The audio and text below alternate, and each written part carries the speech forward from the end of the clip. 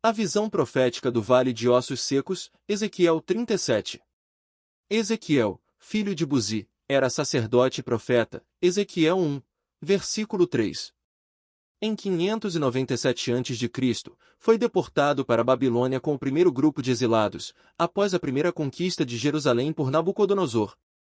Estabelecido junto ao rio Quebar, em território estrangeiro, exerceu seu ministério em meio a um povo humilhado, sem pátria, sem templo e sem perspectivas.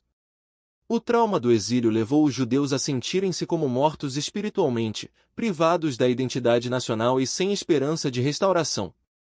As causas dessa situação estavam claras nas mensagens dos profetas anteriores. Israel havia se afastado do Senhor, mergulhando na idolatria, Ezequiel 8. Versículos de 9 a 12, Oséias 4, versículos de 1 a 3, na injustiça social, Isaías 1, versículos 21 e 23, Amós 5, versículos 11 e 12, e na quebra da aliança.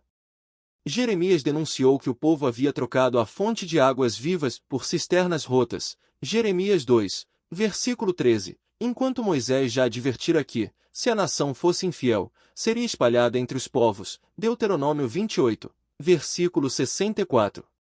Assim, a destruição de Jerusalém e o cativeiro babilônico foram consequência direta da desobediência persistente.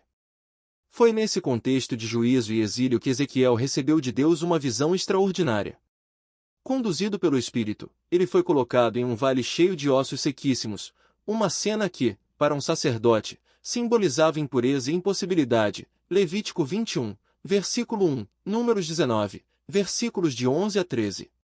O profeta contemplou milhares de ossos espalhados, secos e sem vida, retrato da condição espiritual e nacional de Israel, um povo derrotado, sem esperança e reduzido à morte. O Senhor, porém, ordenou que Ezequiel profetizasse. À medida que ele falava, os ossos começaram a se unir, recebendo nervos, carne e pele. Contudo, ainda não havia vida neles. Então, Deus ordenou que o profeta invocasse o Espírito, que veio dos quatro ventos e soprou sobre aqueles corpos, transformando o vale de morte em um exército numeroso e poderoso, Ezequiel 37, versículo 10. O próprio Senhor interpretou a visão. Israel dizia estar sem esperança, como ossos secos, mas Deus abriria as suas sepulturas e os faria subir delas, trazendo-os de volta à sua terra, Ezequiel 37, versículos 11 e 12. A promessa, entretanto, ia além da restauração política, tratava-se também da reunificação da nação. O Senhor declarou: "E farei deles uma só nação na terra, nos montes de Israel, e um rei será rei de todos eles, nunca mais serão duas nações, nunca mais para o futuro se dividirão em dois reinos." Ezequiel 37, versículo 22. Essa promessa retomava o que já fora anunciado por Moisés: "O Senhor teu Deus te fará voltar do teu cativeiro, e se compadecerá de ti, e tornará a juntar-te dentre todas as nações entre as quais o Senhor teu Deus te espalhou. Ainda que os teus desterrados estejam para a extremidade dos céus, de lá te ajuntará o Senhor teu Deus e te tomará de lá." Deuteronômio 30, versículos 3 e 4. Assim, a visão do Vale de Ossos Secos não era apenas um símbolo da situação desesperadora do exílio, mas uma mensagem de esperança. O Deus que julgou também prometeu restaurar, dar vida e reunir novamente o seu povo na terra prometida. Cumprimento parcial das profecias ao longo da história. O primeiro cumprimento parcial dessa profecia ocorreu em 538 a.C., quando o rei persa Ciro autorizou o retorno dos judeus a Jerusalém, Esdras 1, versículos de 1 a 4, Isaías 44, versículo 28. O povo voltou, reconstruiu o templo e restabeleceu parte da vida nacional, mas ainda sob o domínio de potências estrangeiras. Em 164 a.C., a vitória dos Macabeus contra Antíoco IV Epifânio permitiu uma fase de autonomia, consolidada pela dinastia Asmoneia. Porém, em 63 a.C., Jerusalém caiu novamente sob domínio romano pelas mãos do general Pompeu. A tragédia final veio em 70 d.C., quando Tito destruiu o templo e a cidade, cumprindo a palavra de Jesus de que não ficaria pedra sobre pedra que não fosse revolvida, Mateus 24, versículo 2, Lucas 21, versículo 6. Em 135 d.C., após a revolta de Bar Coca, o imperador Adriano expulsou os judeus, proibiu sua permanência em Jerusalém e renomeou a região como Síria-Palestina. A partir de então, iniciou-se a longa diáspora dos judeus por todas as partes do mundo. O barulho dos ossos, o sionismo. Durante quase 2000 anos, Israel permaneceu disperso, sem pátria e frequentemente perseguido, como ossos secos espalhados pelo vale da história. Contudo, no século XIX, começou-se a ouvir o ruído dos ossos novamente. Esse episódio marcou o surgimento do movimento sionista moderno. Em 1896, Theodor Herzl publicou o livro O Estado Judaico, Der Judenstaat, no qual defendia a criação de uma pátria nacional para o povo judeu, como resposta ao antissemitismo e à dispersão da diáspora. No ano seguinte, em 1897, foi realizado em Basileia, na Suíça, o primeiro congresso sionista, reunindo representantes judeus de diversas partes do mundo. Ao final do encontro, Herzl registrou em seu diário a célebre frase: "Em Basileia fundei o Estado judeu". Nesse período, colonos judeus começaram a retornar à Palestina, ainda sob domínio otomano, fundando kibutzim e aldeias agrícolas. Era o início visível do cumprimento político da profecia. A conquista britânica e a Declaração Balfour. Em 1917, o general Edmund Allenby entrou em Jerusalém, encerrando 4 séculos de domínio otomano. Nesse mesmo ano, a Declaração Balfour manifestou apoio oficial britânico à criação de um lar nacional judaico. Em 1922, a Liga das Nações concedeu à Grã-Bretanha o mandato da Palestina, permitindo a imigração de milhares de judeus. Assim, ainda em meio a tensões, a esperança profética ganhava forma. O Vale de Ossos no Holocausto. Entre 1939 e 1945, durante a Segunda Guerra Mundial, o regime nazista promoveu o extermínio sistemático de aproximadamente 6 milhões de judeus, no episódio conhecido como Holocausto. Os campos de concentração, as valas comuns e os montes de cadáveres tornaram-se imagens que evocam, de modo trágico e real, a visão profética de Ezequiel sobre o Vale de Ossos Secos, Ezequiel 37, versículos de 1 a 14. Esse genocídio não apenas marcou profundamente a memória do povo judeu, mas também despertou a consciência internacional quanto à necessidade urgente de um lar nacional seguro para os judeus, o que contribuiu para a fundação do Estado de Israel em 1948. O renascimento do Estado de Israel. Em 29 de novembro de 1947, sob a presidência do brasileiro Oswaldo Aranha, a Assembleia Geral da ONU aprovou a resolução que recomendava a partilha da Palestina em 2 estados, um judeu e outro árabe. Poucos meses depois, em 14 de maio de 1948, David Ben-Gurion proclamou a independência do Estado de Israel. Cumpria-se, assim, a palavra profética de Isaías. Quem jamais ouviu tal coisa? Quem viu coisas semelhantes?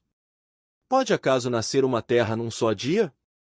Nasceria uma nação de uma só vez? Mas Sião esteve de parto e já deu à luz seus filhos. Isaías 66, versículo 8. Depois de quase 2 milênios de dispersão, Israel ressurgiu como nação diante das nações do mundo, sendo reconhecido como um dos maiores milagres da atualidade, um verdadeiro cumprimento profético que confirma que a palavra de Deus não falha. Jerusalém e o tempo dos gentios. O nascimento do Estado não trouxe paz, mas desencadeou guerras. Entre elas, a Guerra dos 6 Dias, em junho de 1967, foi decisiva. Em apenas 6 dias, Israel derrotou o Egito, Síria e Jordânia e conquistou territórios estratégicos, incluindo a cidade velha de Jerusalém. Pela primeira vez desde o ano 70 d.C., os judeus voltaram a controlar seus lugares santos. Esse evento ecoa as palavras de Jesus: Jerusalém será pisada pelos gentios até que os tempos destes se completem. Lucas 21, versículo 24. Assim, o retorno de Jerusalém ao domínio judaico tornou-se mais um sinal do avançar do relógio profético. Além disso, a restauração do idioma hebraico na jovem nação de Israel constitui outro acontecimento de grande importância profética. Durante séculos usado apenas como língua litúrgica e literária, o hebraico voltou a ser língua viva do povo em sua terra. Esse renascimento foi fortemente impulsionado por Eliezer ben Yehuda, considerado o pai do hebraico moderno, que dedicou sua vida à tarefa de transformar o hebraico bíblico em uma língua falada no cotidiano, unificando a comunicação da população judaica que retornava de diversas partes do mundo. Cumpria-se, assim, a promessa bíblica. Então darei ao povo purificado os lábios, para que todos invoquem o nome do Senhor, para que o sirvam de um mesmo ânimo. Sofonias 3, versículo 9. O cumprimento futuro e escatológico das profecias de Ezequiel 37. A restauração política de Israel já é uma realidade diante das nações.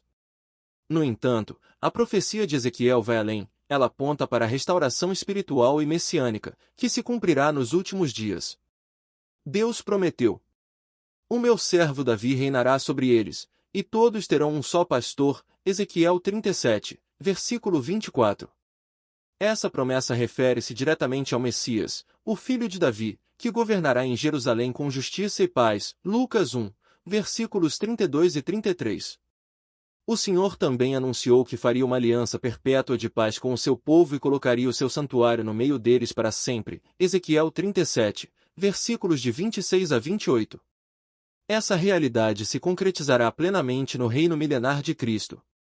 O profeta Zacarias descreve o clímax desse tempo escatológico, quando todas as nações se ajuntarem contra Jerusalém, no auge da grande tribulação. Nesse contexto, Deus derramará sobre a casa de Davi e sobre os habitantes da cidade o espírito de graça e de súplicas, e então olharão para aquele a quem traspassaram e o reconhecerão como Messias. Zacarias 12, versículo 10. Esse será o grande quebrantamento nacional de Israel diante do Senhor. Jesus antecipou essa verdade em Jerusalém, ao declarar: desde agora, já não me vereis mais, até que digais, bendito o que vem em nome do Senhor. Mateus 23, versículo 39. No fim da grande tribulação, quando Israel reconhecer o Messias, o povo passará de ossos secos a uma nação regenerada, vivendo em santidade sob o reinado eterno do Senhor. O apóstolo Paulo confirma essa promessa. Virá de Sião o libertador e apartará de Jacó as impiedades. Esta é a minha aliança com eles, quando eu tirar os seus pecados. Romanos 11, versículos 26 e 27. Assim, Israel, que já experimentou a restauração política, será plenamente restaurado espiritualmente no retorno glorioso de Cristo, cumprindo de forma definitiva a visão de Ezequiel 37. Reflexão sobre o Vale de Ossos Secos. A visão de Ezequiel 37 percorre a história como uma linha profética contínua. No passado, cumpriu-se parcialmente com o retorno do exílio e a preservação da identidade judaica.